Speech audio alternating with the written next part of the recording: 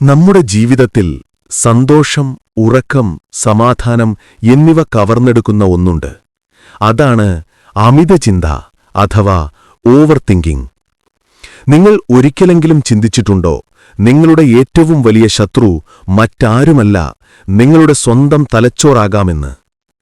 എന്താണ് അമിതചിന്ത? അമിതചിന്തയുടെ നിർവചനം നമുക്ക് നോക്കാം. മനുഷ്യന്റെ തലച്ചോറ് യഥാർത്ഥത്തിൽ രൂപകൽപ്പന ചെയ്തിരിക്കുന്നത് പ്രശ്നങ്ങൾ വിശകലനം ചെയ്യാനും അപകടങ്ങളെ മുൻകൂട്ടി കാണാനും അതിജീവിക്കാനുള്ള തന്ത്രങ്ങൾ ആസൂത്രണം ചെയ്യാനുമാണ്. എന്നാൽ അമിതചിന്തയിൽ ഈ ശക്തി തന്നെ ഒരു ദോഷമായി മാറുന്നു. പുറംലോകത്തെ ഭീഷണികളെ നേരിടുന്നതിനു പകരം തലച്ചോറ് തന്നെ സൃഷ്ടിക്കുന്ന നെഗറ്റീവ് ചിന്തകളുടെയും ഭയങ്ങളുടെയും ഒരിരുട്ടിലേക്ക് വ്യക്തിയെ തള്ളിവിടുന്നു. ഇവിടെ ചിന്താശക്തിക്കു പകരം തടസ്സമായി മാറുന്നു. ഒരു കാര്യത്തെക്കുറിച്ച് അതിനാവശ്യമുള്ളതിലും അധികമായി ഒരു ഫലവുമില്ലാതെ വീണ്ടും വീണ്ടും ചിന്തിക്കുന്നത്. ഇതിന്റെ അർത്ഥം ഒരു തീരുമാനമെടുക്കാൻ അല്ലെങ്കിൽ ഒരു പ്രശ്നം പരിഹരിക്കാൻ ആവശ്യമായ ചിന്താഗതിയിൽ നിന്ന് വ്യതിചലിച്ച് ഒരേ കാര്യങ്ങൾ തന്നെ ആവർത്തിച്ചാലോചിച്ചുകൊണ്ടിരിക്കുന്ന അവസ്ഥയാണിത്. ഈ ചിന്തകൾ ഒരു പരിഹാരത്തിലേക്കോ ഒരു നടപടികളിലേക്കോ നയിക്കാതെ തലച്ചോറിൽ കറങ്ങിക്കൊണ്ടിരിക്കുക മാത്രമേ ചെയ്യൂ.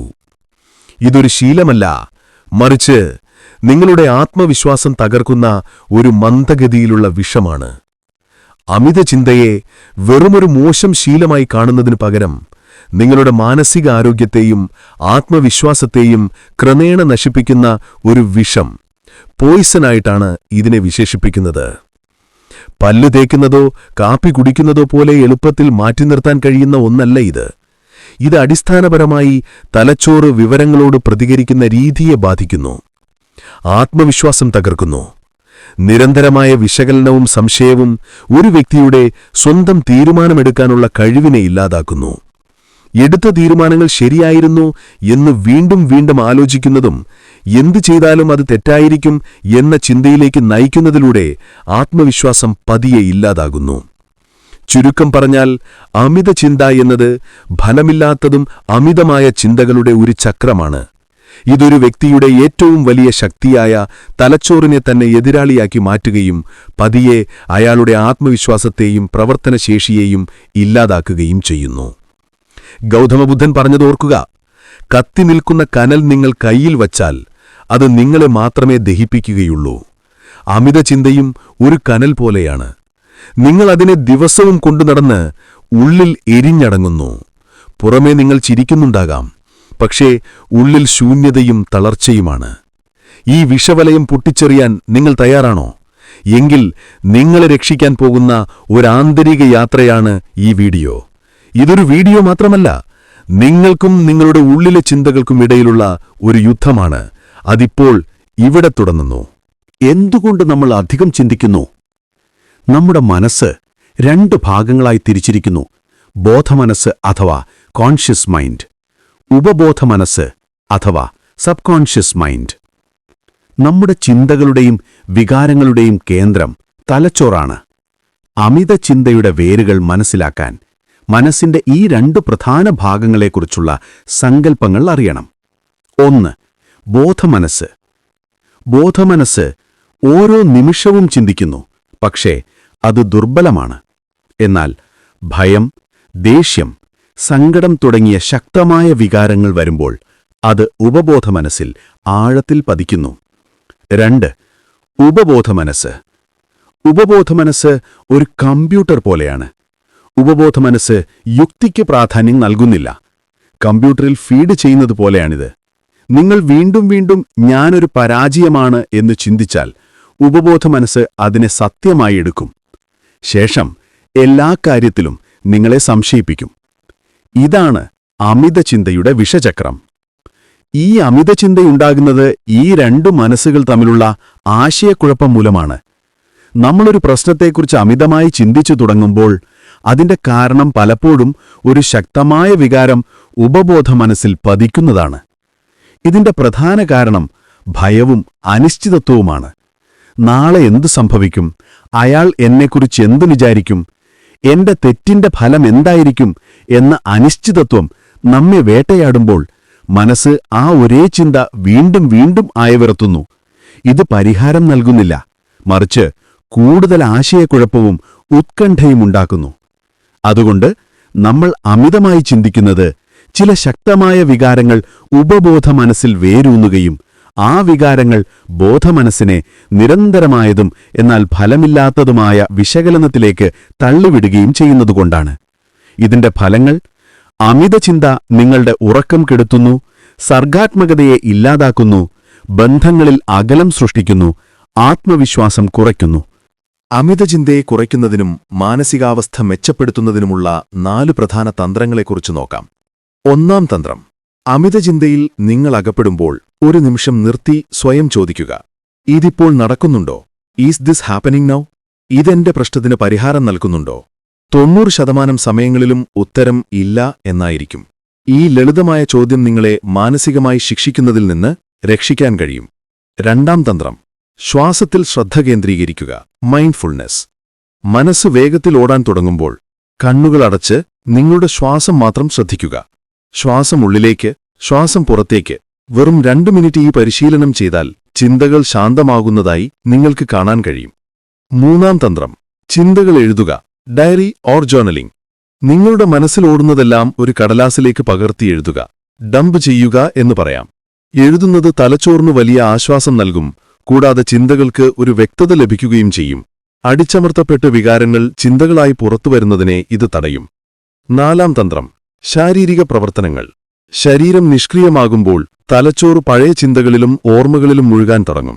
യോഗ, നടത്തം, വ്യായാമം തുടങ്ങിയ ശാരീരിക പ്രവർത്തനങ്ങൾ നിങ്ങളുടെ മാനസിക ഊർജ്ജത്തെ പോസിറ്റീവായ ദിശയിലേക്ക് തിരിച്ചുവിടുന്നു. അമിതചിന്ത മറികടക്കാനുള്ള 4 വഴികൾ എന്തൊക്കെയാണ് എന്ന് നോക്കാം. 1. തീരുമാനമെടുക്കാനുള്ള ധൈര്യം. അമിതചിന്തയുടെ ഏറ്റവും വലിയ വേര് തീരുമാനമെടുക്കാൻ കഴിയാത്ത അവസ്ഥ അഥവാ ഡിസിഷൻ പരാലിസിസ് ആണ്. തെറ്റിപ്പോകുമോ എന്ന ഭയം കാരണം നമ്മൾ ചിന്തിച്ചുകൊണ്ടേയിരിക്കും.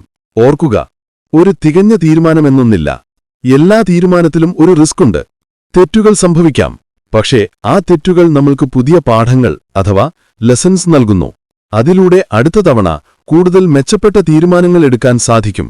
അതുകൊണ്ട് ചെറിയ റിസ്കുകൾ ഏറ്റെടുക്കാനും പൂർണ്ണമല്ലാത്ത തീരുമാനങ്ങൾ എടുക്കാനും ധൈര്യപ്പെടുക എന്നതാണ് അമിതചിന്തയെ മറികടക്കാനുള്ള ആദ്യത്തെ പടി. 2. സമയപരിധി നിശ്ചയിക്കുക. ഒരു തീരുമാനമെടുക്കേണ്ടി വരുമ്പോൾ അതിനൊരു സമയപരിധി നിശ്ചയിക്കുക.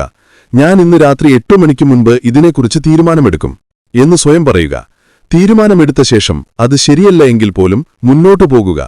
കാരണം ചിന്തിച്ചുകൊണ്ടിരിക്കുന്നതിനേക്കാൾ നല്ലതാണ് മുന്നോട്ടു പോകുന്നത്. 3. സാക്ഷിഭാവം അഥവാ വിറ്റ്നസിംഗ്. നിങ്ങളുടെ ചിന്തകളെ വെറുതെ ശ്രദ്ധിക്കുക, പ്രതികരിക്കാതിരിക്കുക. ചിന്തകൾ വരും, പോകും. നിങ്ങളൊരു നദിയിലെ ഒഴുക്കിനെ നോക്കി നിൽക്കുന്നതുപോലെ നിൽക്കുക. അവയോടൊപ്പം ഒഴുകിപ്പോകരുത്. നിങ്ങൾ അവയുടെ ഉടമയാണ്, അടിമയല്ല. 4. സ്വയം ക്ഷമിക്കുക അഥവാ സെൽഫ് ഫോർഗിവ്നെസ്. നിങ്ങൾ നിങ്ങളെ തന്നെ ആവർത്തിച്ചു കുറ്റപ്പെടുത്തുമ്പോഴാണ് അമിതചിന്ത സംഭവിക്കുന്നത്. കഴിഞ്ഞത് കഴിഞ്ഞു. നിങ്ങൾ നിങ്ങളുടെ ഭൂതകാലത്തെ ആശ്രയിക്കുക. തെറ്റു സംഭവിച്ചു എന്ന് സമ്മതിക്കുക. എന്നിട്ട് പറയുക, മതി, ഞാനിപ്പോൾ ജീവിക്കാൻ പോകുന്നു. നിങ്ങൾ സ്വയം ക്ഷമിക്കാതെ നിങ്ങളുടെ മനസ്സിന് മോചനം ലഭിക്കില്ല. അമിതചിന്തയെ അഥവാ ഓവർ തിങ്കിങ്ങിനെ മറികടക്കാൻ സഹായിക്കുന്ന ദിവസേനയുള്ള പരിശീലനങ്ങളെക്കുറിച്ച് നോക്കാം. 1. പ്രചോദകരെ തിരിച്ചറിയുക. നിങ്ങളെ അമിതചിന്തയിലേക്കു നയിക്കുന്ന വ്യക്തികൾ, സമയം, സാഹചര്യങ്ങൾ എന്നിവ ഏതെന്ന് കണ്ടെത്തുക.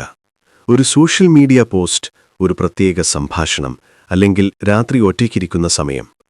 ഈ ട്രിഗറുകൾ തിരിച്ചറിഞ്ഞ് കൃത്യസമയത്ത് സ്വയം നിയന്ത്രിക്കുക. 2. പൂർത്തിയാകാത്ത കാര്യങ്ങൾ. നിങ്ങളുടെ തലച്ചോറിന് പൂർത്തിയാകാത്ത കാര്യങ്ങൾ വീണ്ടും വീണ്ടും അയവിറക്കാൻ ഒരു പ്രവണതയുണ്ട്, സൈഗാർനിക് ഇഫക്റ്റ്. അതുകൊണ്ട് ചെയ്യാത്ത കാര്യങ്ങളുടെ ലിസ്റ്റുണ്ടാക്കി അതിൽ പ്രധാനപ്പെട്ടവയ്ക്ക് ഒരു ചെറിയ സമയം നിശ്ചയിച്ച് പൂർത്തിയാക്കുക. 3. ചിന്തയുടെ ഗുണമേന്മ മാറ്റുക.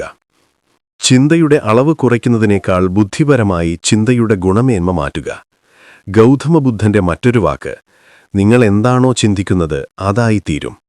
അതിനാൽ ഭയത്തിന്റെയും സങ്കടത്തിന്റെയും ചിന്തകൾക്കു പകരം വിവേകത്തോടെയും പോസിറ്റീവായ ദിശയിലും ചിന്തിക്കാൻ തുടങ്ങുക.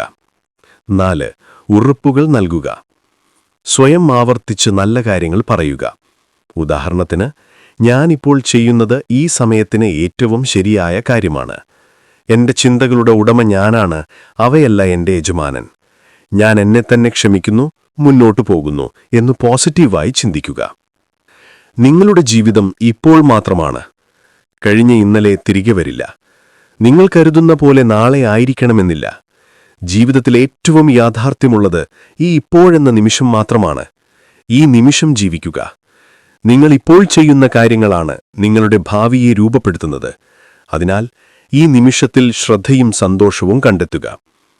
ഈ നിമിഷത്തിൽ പൂർണ്ണമായി മുഴുകുമ്പോൾ നിങ്ങളുടെ മനസ്സ് ഓടിക്കളിക്കുന്നതിനും പഴയ കാര്യങ്ങളെക്കുറിച്ച് ആകുലപ്പെടുന്നതിനും നാളെയെക്കുറിച്ച് ഭയപ്പെടുന്നതിനുമുള്ള സാധ്യത കുറവാണ്.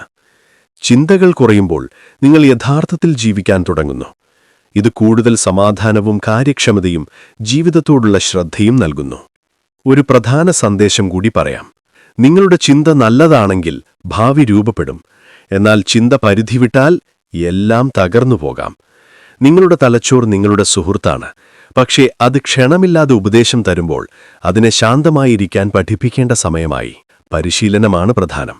മനസ്സിന്റെ നിയന്ത്രണം ഒരു മാന്ത്രിക വിദ്യയല്ല, മറിച്ചൊരു പരിശീലനമാണ്. ദിവസവും കുറച്ചായി നിങ്ങളുടെ ചിന്തകളെ ശ്രദ്ധിക്കുക. അവയ്ക്കൊരു ദിശ നൽകുക. എന്ന് നിർത്താമെന്ന് പറയാൻ പഠിക്കുക. നിങ്ങൾ നിർത്താൻ പറഞ്ഞില്ലെങ്കിൽ ഈ ചിന്തകൾ നിങ്ങളുടെ ജീവിതത്തെ ഭരിക്കും. ഇപ്പോൾ ഉണരേണ്ട സമയമാണിത്.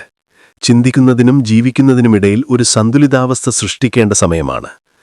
നിങ്ങൾ അനാവശ്യമായി ചിന്തിക്കുന്ന ഓരോ നിമിഷവും നിങ്ങളുടെ ശാന്തി നിന്നും ജീവിതത്തിൽ നിന്നും നിങ്ങൾ മോഷ്ടിക്കുകയാണ്. ചിന്തകളെ വെല്ലുക, ജീവിതം നേടുക. അടുത്ത ഭാഗത്തിൽ നമുക്ക് കൂടുതൽ ആഴത്തിലുള്ള കാര്യങ്ങൾ ചർച്ച ചെയ്യാം. നന്ദി.